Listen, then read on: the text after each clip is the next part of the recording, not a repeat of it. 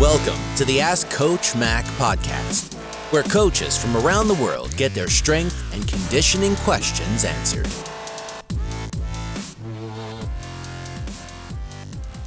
What's up, guys? Ron McKeefery here, and welcome to episode number 2 of Ask Coach Mac. Thank you so much for joining me today. We have a great question from Kurt. Before we do, we want to thank today's sponsor, Iron Grip. Iron Grip's been with me from pretty much the very beginning. I put their plates, dumbbells, and bars in the weight room at South Florida when I redid that room, or when we built that room from scratch. And I have been pleased ever since with Iron Grip, so much so that I put them in my own garage. We have Iron Grip plates in my own garage. And so if you are in the market for plates, barbells, or dumbbells, I would highly recommend you reaching out to them. You can go to www.irongrip.com or call 1-800-664-4766. All right, here's today's question from Kurt. Coach Mac, this is Kurt Earl. I'm the offensive coordinator, strength and conditioning coordinator, and the head track and field coach at Lincoln Christian School in Lincoln, Nebraska. And I'm wondering how you draft teams for your winter competition program. And I'm also wondering what are some of the unique aspects of your winter competition? What are some things that you do that are unique and different that we might be able to add to our program here at Lincoln Christian? Thanks for your time, Coach. All right, Kurt, thanks for your question. And it's a fantastic one, especially this time of year as we're going into the offseason. And I have ran a winter competition pretty much ever since I started in this profession. Back at USF, very first winter, we ran a competition. And the way that I've done it, and it's changed through the years, but the way that I like to do it now is we draft 8 teams. I have a senior meeting basically the week after the season, and in that meeting I kind of set the expectations for the offseason.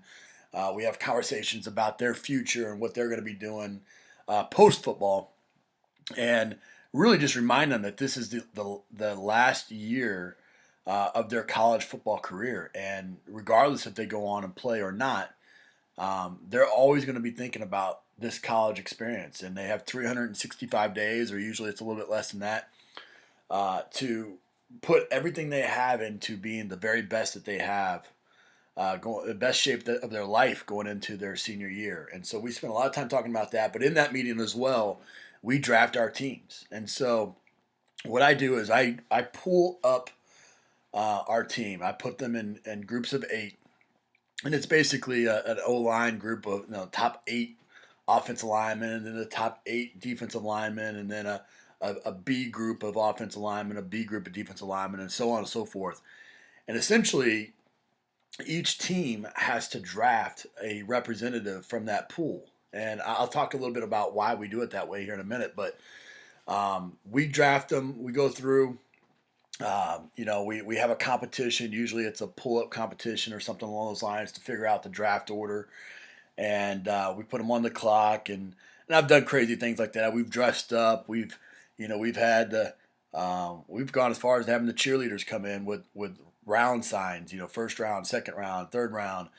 We've had the players outside in the hallway, and we would go out and we would yell out who was selected and where.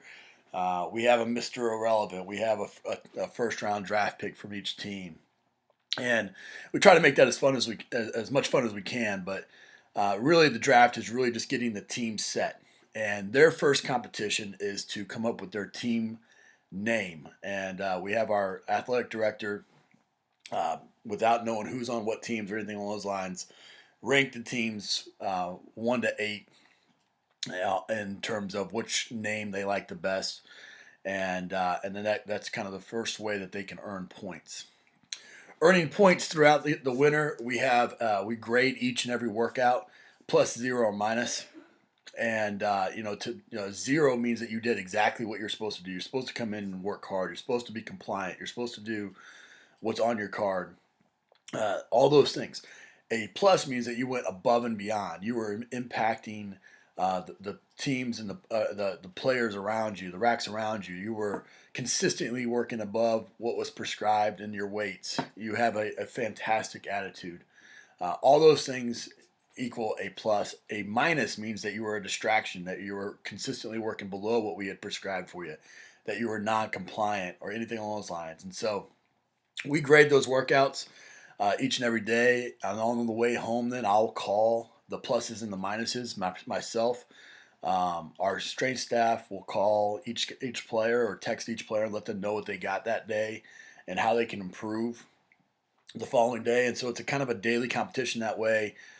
In terms of the workout, we also have daily competitions where we'll make some aspect of the lift worth points, and so that may be a top five, in terms of the top five big skill, or it might be, um, an individual competition, something along those lines. And it might be pull-ups or push-ups, or we'll take the last tonnage for their last set on bench or squat. Anything that has a daily competition. We love to get our guys competing each and every day, and we'll post those results the next day. We have a running competition throughout the year, or throughout the winter, which includes what we call our Eagle Championship Series. And so in that draft, when we pulled them up, what we'll do is when we do our morning of workouts, we'll have our 8 stations, and in those 8 stations, they'll compete. They'll basically go around in their position groups. Most places stop right there. When we do our 8 stations, 4 minutes a station, the whole deal, kind of your farmer circuit. But then what we do is we bring them back up. We give them about a 3-minute break, and then we bring them back up and we put them into their teams. And we have 4-station competition where their team will compete against another team, all 4 stations. And so that may be me versus you. We would have been in the same pool that we drafted in, and then so it's me versus you in our 4 stations. And we have, we compete in our combine drills, our L drill, our 5-10-5, our 60 shuttle, and we have a prowler push as well. And so we'll go through. It's bragging rights. It's me beating you. If I beat you in every station, every time we go, you better believe that I'm talking smack the whole time. But we have fun with it. We have kind of 2 awards at the end of the year. We have the winter competition champs, so the team that consistently has got points throughout. So again, they get points for setting PRs, setting records, extra workouts, things like that. There's points for being late to a workout, not showing up to a workout, having a bad attitude, maybe not going to class, something along those lines. And so we keep track of that throughout, and we have the winter competition. We average out the score for the team, and we have the winter competition champs. We also have the Eagle Championship Series champs, which is the team that goes through all 4 of those stations and consistently wins. And it's kind of an 8-man bracket that we put them in. And at the end of that, we have the last competition, the last day is Bowl Series, where we have the national championship with the top 2 teams, and we have the toilet bowl for the last 2 teams. And so there's so many things beyond that go into this competition, but just kind of give you an overview. That's kind of what we do. But I would encourage everybody listening that the winter competition is so great, because in January, when you're so far away from those competitions, that the season, they ultimately came there to compete. And so anything that you can do to feed off those competitive juices is big time. Kurt, I hope that answers your question. Would love to hear what everyone else thinks. Use the hashtag AskCoachMac2 to continue the discussion on Twitter. Kurt, thanks for your question. I want to encourage everyone else that if you have a question that you would like to potentially be featured on the show, head over to www.askcoachmac.com. There you'll be asked to submit a question by hitting the record button at the bottom of the page. Thanks so much, and I appreciate everyone for listening. Here's a quote to finish off the day by Howard Cosell. The ultimate victory in competition is derived from the inner satisfaction of knowing that you have done your very best and that you have gotten the most out of what you have to give. Take care, guys, and I will see you in the next episode of Coach Mac. Bye now.